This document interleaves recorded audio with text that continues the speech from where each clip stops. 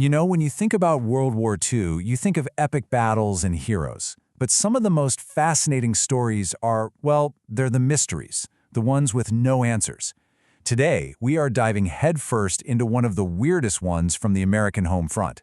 It all starts with a routine patrol and ends with an empty airship just falling out of the sky. So, picture this. It's a quiet Sunday morning just south of San Francisco. And out of nowhere, this huge, partially deflated military blimp just drifts over the rooftops. It scrapes against some power lines and then collapses right in the middle of a street. I mean, people are freaking out. Firefighters rush to the scene, expecting the absolute worst. So they get to the control car, they pry it open, ready to pull out the injured crew. But there's nobody there. It's completely empty. The two-man crew who had just taken off a few hours before had totally vanished. The blimp was back, but its pilots were gone. Right? That is the big question. It's a question that has puzzled investigators for over 80 years now. And to even start to get a grip on it, we've got to go back and understand why this blimp was even up there in the first place. See, the story of the L-8, what people started calling the ghost blimp, isn't just a weird mystery. It's a real snapshot of a country at war, a country that was honestly pretty scared. In early 1942, the West Coast was absolutely on edge. I mean, it was just months after Pearl Harbor, and Japanese submarines were actively prowling the coast. One of them even surfaced and shelled an oil field near Santa Barbara in February. The threat was very, very real. So the Navy created Airship Patrol Squadron 32. Their whole job was to use these blimps, like the L-8, as eyes in the sky to spot and hunt for enemy subs. And the guys on board this flight? They were the absolute opposite of rookies. The pilot, Lieutenant Ernest Cody, was a sharp Annapolis grad, a real pro. His observer, Ensign Charles Adams, was a 20-year Navy veteran. And get this, he had already survived the insane crash of another airship, the USS Macon, back in '35. These were two of the most experienced, reliable guys you could possibly find. For them to just disappear, it makes no sense. Okay, so let's walk through the final, fateful journey of the L-8 Flight 101 and see exactly where this story just goes completely silent. The morning started out totally normal.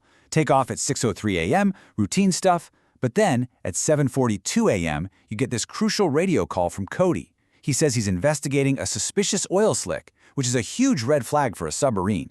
And that was it. That's the last anyone ever heard from them. For about the next hour, people on nearby boats saw the L-8 circling, at one point dipping down to just 30 feet above the water. Then it just climbed and headed back toward land. Hours later, it showed up over the coast, looking like it was in trouble, before making that strange, gentle crash landing. Okay, so when investigators get inside that gondola, what they found just made things even weirder. The radio worked perfectly fine. So why didn't they call for help? The parachutes were there, the life raft was there, a briefcase full of classified documents was secure. The only things that seemed off were the cabin door, which was latched open, and two missing life jackets, but the crew was required to wear those over water anyway. It was like they had just stepped out for a minute. Now, you've probably heard this part of the story, that rescuers found warm coffee and half-eaten sandwiches, right? Like some kind of airborne ghost ship. It's an amazing detail, but yeah, it's not true. It's a myth that just kind of took off. Navy investigators confirmed the cabin was totally orderly, no sign of a meal being interrupted. The confusion was instant. I mean, just days after the crash, while this huge search was going on, the Navy basically came out and said, yeah, we have no idea what happened. This wasn't some kind of cover-up. It was a genuine, high-profile mystery right from the very start. So with the evidence pointing nowhere, the speculation just ran wild. And over the decades, a couple of main theories have kind of floated to the top. But honestly, each one has some serious problems.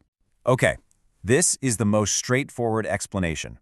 The idea is that maybe one of the guys was leaning out to get a better look at that oil slick, or maybe fixing something on the outside, lost his balance and fell. Then the second guy, seeing his partner in the water, fell himself while trying to help him. And on the surface, this theory makes some sense, right? The open door, the fact that they were flying so low, it seems to fit. But it also has these giant holes. Why no radio call?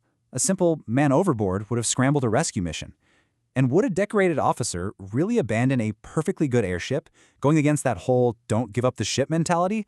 It doesn't quite add up. All right, so theory number 2 is much more cinematic. Foul play. A lot of people believe that Cody and Adams really did find a Japanese sub at that oil slick. They got too close and were somehow captured and taken aboard as prisoners of war. And look, This theory lines up perfectly with their last message and the fact that there were enemy subs out there. But the physical evidence just isn't there. The blimp was in perfect condition. No bullet holes, no signs of a fight. And after the war, Japanese records showed zero mention of capturing a blimp crew off the coast of San Francisco. So just like the accident theory, it raises way more questions than it answers. So if there's no satisfying theory, what happened to this infamous airship? And what about its lost crew? Well, the legacy of the ghost blimp is almost as strange as its disappearance. Here's where the story takes a truly bizarre turn. You'd think the L-8 story ends there, but nope. The blimp wasn't scrapped. The Navy fixed it, and after the war they sold it back to Goodyear.